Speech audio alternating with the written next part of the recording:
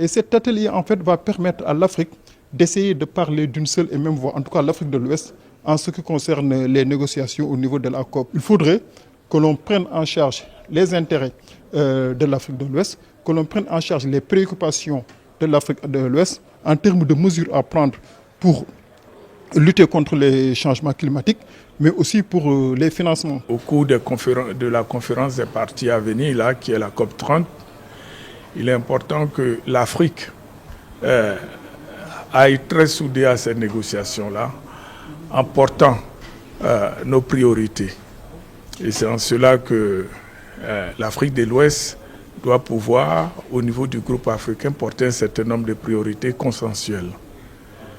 Et c'est la motivation principale.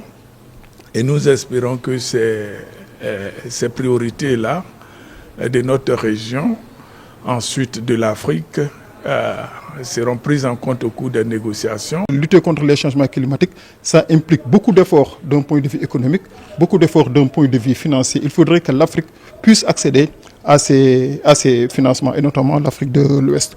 Aujourd'hui, cet atelier donc a essentiellement deux objectifs.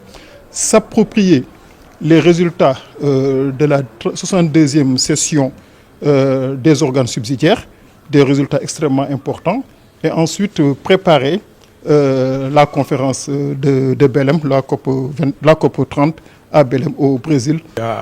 Il y a des opportunités, mais il nous appartient de mettre en place des instruments pour mobiliser ces opportunités-là, ces ressources.